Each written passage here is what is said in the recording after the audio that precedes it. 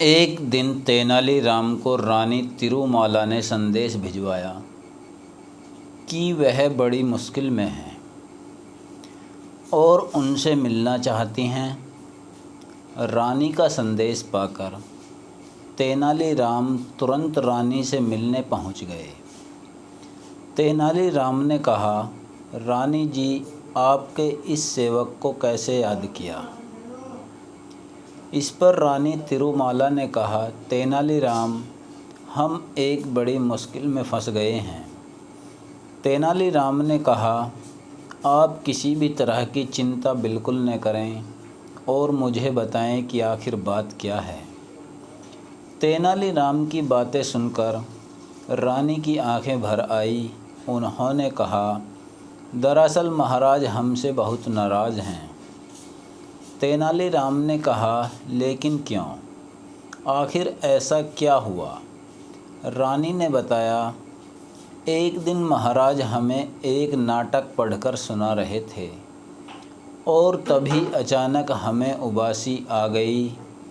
बस इसी बात से नाराज़ होकर महाराज चले गए। रानी ने तेनालीराम से कहा, तब से कई दिन बीत गए हैं, लेकिन महाराज मेरे पास नहीं आए हैं। मैंने गलती न होते हुए भी महाराज से माफ़ी भी मांग ली थी, लेकिन महाराज पर इसका कोई असर नहीं हुआ।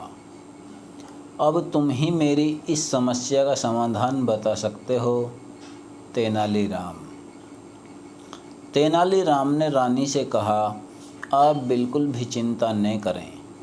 महारानी, आपकी समस्या दूर करने की मैं पूरी कोशिश करूँगा। महारानी को समझा बुझाकर तेनालीराम दरबार जा पहुँचे। महाराज कृष्णदेव राय राज्य में चावल की खेती को लेकर मंत्रियों के साथ चर्चा कर रहे थे। महाराज मंत्रियों से कह रहे थे, हमारे लिए राज्य में चावल की उपज बढ़ाना आवश्यक है। हमने बहुत प्रयास किए, हमारी कोशिशों से स्थिति में सुधार तो हुआ है, लेकिन समस्या पूरी तरह ख़त्म नहीं हुई है।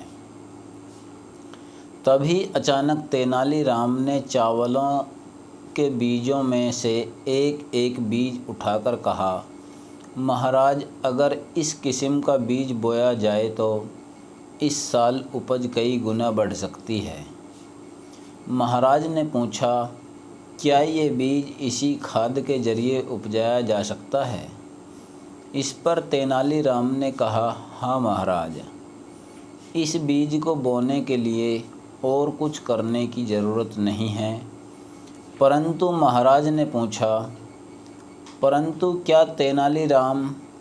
तेनालीराम ने जवाब दिया, शर्त यह है कि इस बीज को बोने, सींचने और काटने वाला व्यक्ति ऐसा होना चाहिए जिसे जीवन में कभी उबासी न आई हो और न ही कभी उसे उबासी आए।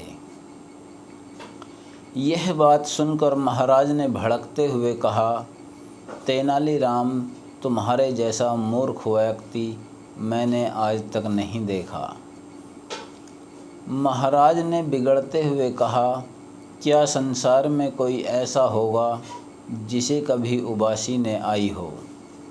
तेनालीराम ने कहा, ओह, मुझे माफ़ करें महाराज, मुझे नहीं पता था कि उबासी सबको आती है। मैं ही नहीं, महारानी जी भी यही समझती हैं कि उबासी आना बहुत बड़ा अपराध है। मैं अभी जाकर महारानी जी को यह बात बताता हूँ। तेनालीराम की बात सुनकर पूरी बात महाराज की समझ में आ गई। वे समझ गए कि तेनालीराम ने यह बात उन्हें सही रास्ता दिखाने के लिए कही थी। उन्होंने कहा, मैं खुद जाकर यह बात महारानी को बता दूंगा।